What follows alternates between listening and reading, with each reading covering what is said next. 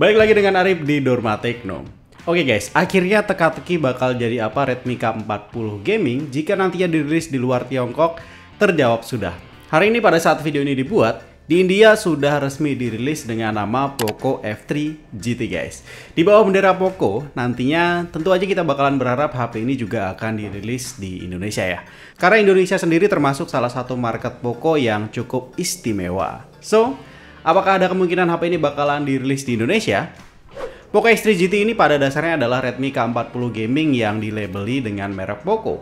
Bentuk, desain, dan juga dimensinya sama persis. Hanya label panel belakangnya berubah jadi Poco.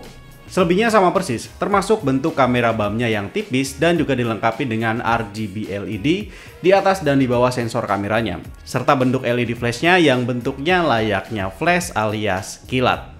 Menarik juga ya konsepnya. Ada dua varian warna yang bisa kita pilih, yaitu Predator Black dan Gunmetal Silver. Dan HP ini adalah HP pertama Poco yang frame-nya terbuat dari material aluminium yang grade-nya sekelas dengan pesawat luar angkasa. Nggak cuma kokoh, frame-nya juga didesain dengan 3 aspek yang penting, meliputi radial bevel untuk kenyamanan sandaran jari-jari kita di posisi landscape, square bevel untuk kenyamanan genggaman, dan concave bevel untuk grip ketika posisi gaming.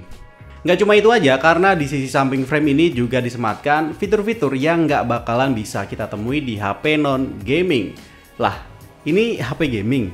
Ya meskipun namanya bukan Poco F3 Gaming, tapi ingat, HP ini aslinya adalah Redmi K40 Gaming guys. Di bagian frame ada button slider yang ketika digeser akan memunculkan tombol fisik bernama maglev triggers. Fungsinya seperti tombol L1 R1 di stick konsol. Trigger ini ketika ditekan akan menghasilkan tactile feedback layaknya mechanical magnetic keyboard di PC yang harganya cukup mahal guys.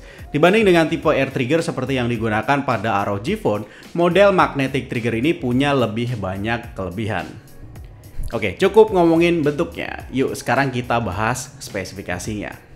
Di bagian layar, kamu bakalan dapetin layar gaming nggak cuma AMOLED biasa aja, tapi Turbo AMOLED. Apalagi ini? Ini serius loh, yang presentasi aja sampai ketawa nyebut ya. It's not just an AMOLED, it's an effing Turbo AMOLED. Now we at Poco don't do things normally. Intinya layar ini adalah layar AMOLED yang kenceng banget guys. Kenceng gimana maksudnya? Selain refresh rate layarnya udah 120 Hz, layar ini juga punya touch sampling rate 480 Hz. Yang mana ketika kita menyentuh layarnya, sentuhan tersebut akan lebih cepat direspon daripada layar yang punya rating di bawahnya. Kemudian udah mendukung DCI P3 100%, 10-bit panel alias 1 miliar warna, HDR10+, dan juga DC dimming.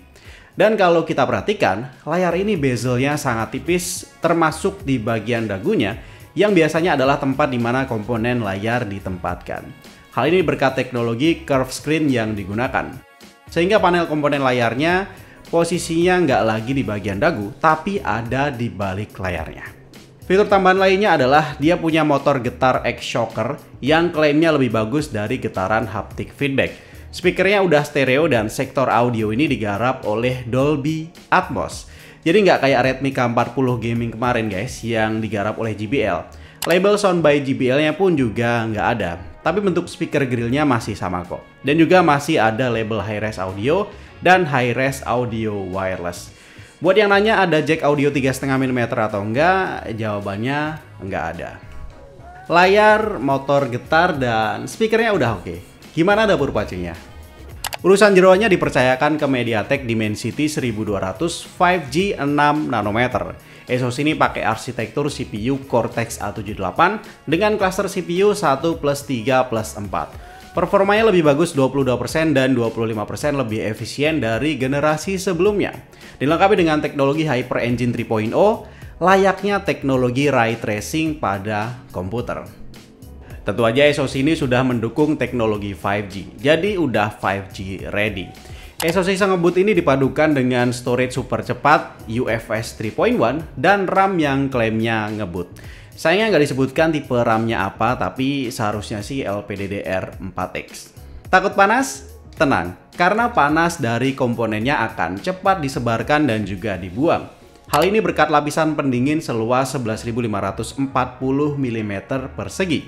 Ditambah lagi dengan komponen heatsink white graphene, material yang juga digunakan pada pesawat luar angkasa. Dibanding material komponen pendingin lainnya, komponen ini mampu mereduksi panas 2 derajat Celcius lebih banyak. Sebagai HP gaming oriented, tentunya ada mode khusus untuk peningkatan performa bernama Game Turbo. HP ini punya antena Wi-Fi khusus untuk menstabilkan sinyal saat main game online. Dilengkapi juga dengan mikrofon sebanyak 3 buah. Untuk urusan daya, ada baterai berukuran sebesar 5065 mAh. Dengan baterai sebesar ini, bodi HP ini tetap bisa didesain dengan setipis mungkin dengan tebal hanya 8,3 mm aja guys. Ini jelas melenceng ya dari HP gaming pada umumnya yang biasanya punya bodi yang tebal. Kamu juga bakalan dapetin casan 67 watt Sonic Charge 3 plus kabel L-shape dalam kotak pembelian. Casan ini bisa ngisi baterai penuh dalam waktu 45 menit aja. Untuk kamera, meskipun bukan fokus utamanya, tapi speknya lumayan oke. Sensor utamanya 64 megapiksel, ditemani dengan sensor 8 megapiksel ultrawide dan 2 megapiksel makro kamera. Yang spesial dari kamera ini adalah ada pada lensa kamera 64 megapikselnya yang bernama ID Glass Lens. Lensa ini intinya mampu mentransmisikan cahaya dengan lebih fokus ke sensor kameranya, sehingga hasil fotonya diklaim lebih terang dan juga lebih jernih. Aperture-nya juga lebar banget, yaitu f1.65. Untuk kamera depan sendiri resolusinya adalah 16 megapiksel. Oke, itu dia desain dan spesifikasi Poco F3 GT. Sekarang berapa harganya? Poco F3 GT di India dirilis dalam 3 varian penyimpanan dan harga yang dibanderol adalah Rp26.999 untuk 6128, Rp28.999 untuk 8128, dan Rp30.999 untuk 8256. Mau beli langsung dari India? Siapin minimal budget segini. Dan HP ini tersedia di Flipkart mulai tanggal 2 Agustus mendatang. Gimana para Sultan? Langsung beli apa nunggu nanti resmi di Indonesia? By the way, kepastian dan juga kapan dirilis di Indonesia, kita belum tahu secara pasti. Karena setahu kita, HP ini belum lolos sertifikasi TKDN. Entah masih proses atau emang nggak dimasukin. Tapi semoga aja dimasukin sih. Oke, itu aja guys. Jangan lupa like, komen, dan share video ini. Jangan lupa subscribe biar nggak ketinggalan update selanjutnya. Ari pamit dan kita akan ketemu lagi di video selanjutnya. Wassalamualaikum warahmatullahi wabarakatuh and bye-bye guys.